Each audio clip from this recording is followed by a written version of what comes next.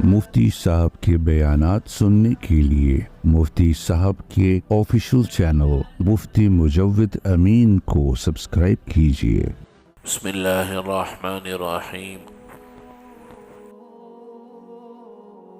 حدیث مبارک کا مفہوم ہے کہ حضور اقدس صلی اللہ علیہ وسلم نے ایک موقع پر رمضان المبارک میں وقت سحری میں اپنے گھر والوں سے پوچھا، غالباً حضرت عائشہ رضی اللہ تعالی عنہ سے، کہ سحری میں کھانے کا کیا انتظام ہے، یعنی کھانے پینے کے لیے کیا ہے۔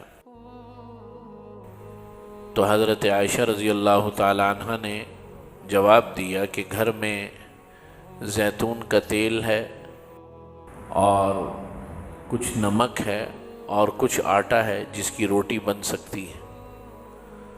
تو آپ علیہ السلام نے فرمایا، عائشہ، ان تینوں چیزوں کی موجودگی میں کیا کسی اور چیز کی بھی ضرورت ہے؟ اور پھر آپ صلی اللہ علیہ وسلم نے روٹی کو لیا اور زیتون پر نمک چھڑک کر اس کے ساتھ جو ہے تناول فرمایا۔ یہ ایک حدیث کا واقعہ ہے، پوری حدیث ایک طویل ہے اور ایک اور واقعے کے ضمن میں ہے، لیکن اس حدیث کے اس حصے سے ہمیں نبی کریم صلی اللہ علیہ وسلم کی بے تکلفی اور آپ صلی اللہ علیہ وسلم کا آسان زندگی گزارنا نظر آتا ہے۔ ایسی بات نہیں ہے کہ نبی کریم صلی اللہ علیہ وسلم اشیاء کو اور اچھی چیزوں کو پسند نہیں فرماتے تھے، بلکہ آپ صلی اللہ علیہ وسلم کھانے پینے کے معاملے میں، اوڑھنے کے معاملے میں، پہننے کے معاملے میں بڑے باذوق انسان تھے۔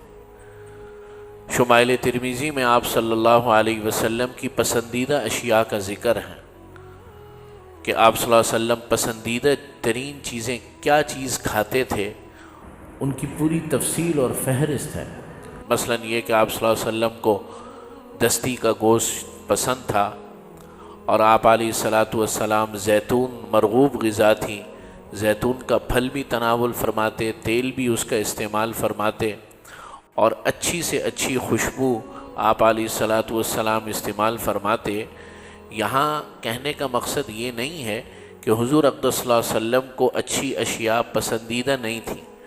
حضور علیہ السلام کی جو پسند ہے پہننے میں، اوڑھنے میں اور سواری میں، وہ بہت اعلیٰ ہے، بلکہ اعلیٰ بھی اس کے لیے کم لفظ ہے۔ آپ علیہ السلام کے جو گھوڑے ہیں، آپ علیہ السلام کا ایک ایک گھوڑا جو ہے ہزاروں دینار کا ہوتا تھا، اور عرب کے اندر بہترین گھوڑا جو ہوتا تھا وہ حضور اپنے لیے پسند فرماتے تھے۔ تو یہ بات نہیں ہے، لیکن بات یہ ہے کہ اپنی زندگی کو تکلفات سے آزاد کیا تھا، کہ جب اچھی چیز ہو، میسر ہو تو بہت اچھی بات ہے، نہ ہو تو تکلفات میں نہیں پڑنا چاہیے۔ رمضان المبارک کے جو ماہ مبارک ہے، یہ اب ہم نے کھانے پینے کے معاملے میں بہت لمبا چوڑا تکلفات سے بھرپور کر دیا ہے۔ اس میں جناب افطاری کے اندر بھی ایک خصوصی مینیو ہونا چاہیے، اور سحری کے اندر بھی ایک خصوصی معاملات ہونے چاہیے۔ اگر کبھی کبھار میسر نہ ہو تو کوئی ایسے جو ہے وہ پریشانی کی بات نہیں ہے، بلکہ ہمارے گھروں کی خواتین کا رمضان المبارک میں ٹوٹل کام ہی یہ ہوتا ہے کہ وہ آپ کی افطاری اور آپ کی سحری کی تیاری کے لیے پورا دن جو ہے صرف کر دیتی ہیں۔ اب بات یہ ہے کہ رمضان المبارک تو ان کے لیے بھی ہے، عبادت کا موقع ان کے لیے بھی ہے، تو ان کو بھی عبادت کے لیے آپ فارغ کچن سے ان کو نکالیں گے، چھوڑیں گے تو پھر جو ہے وہ عبادت کریں گی۔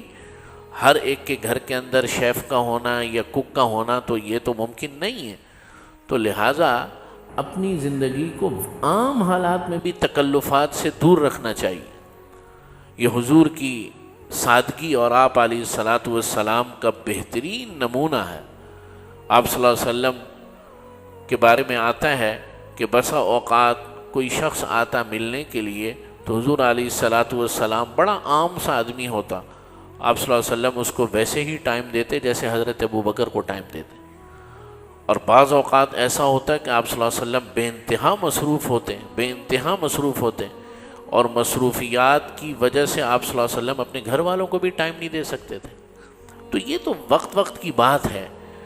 تو اپنی زندگی کو ہم نے عبادات کو خاص طور پہ تکلفات سے بھرپور کر دیا. عیدین آ گئی اور پھر اسی طرح قربانی آ گئی اور پھر اسی طرح دیگر چیزیں آ گئیں. ہر چیز کے اندر ہم بے جا تکلفات میں پڑ جاتے ہیں. اس کو دین نے پسند نہیں کیا. یہ یعنی کام کے لوگوں کا جو بامقصد لوگ ہوتے ہیں نا، جو بامقصد زندگی گزارتے ہیں، یہ ان کا شیوا نہیں ہے. وہ حالات کے مطابق اپنے آپ کو ڈھال لیتے ہیں. اگر اچھی چیزیں میسر ہو جائیں، آرام سے میسر ہو جائیں تو بہت اچھی بات ہے. کھانے میں، پینے میں، اٹھنے میں، بیٹھنے میں، پہننے میں، سواری میں. اور اگر نہیں میسر ہو تو کبھی کبھار گزارا بھی کر لینا چاہیے. اللہ سے دعا اللہ تعالیٰ توفیق عمل نصیب فرما. الحمدللہ رب العالمین.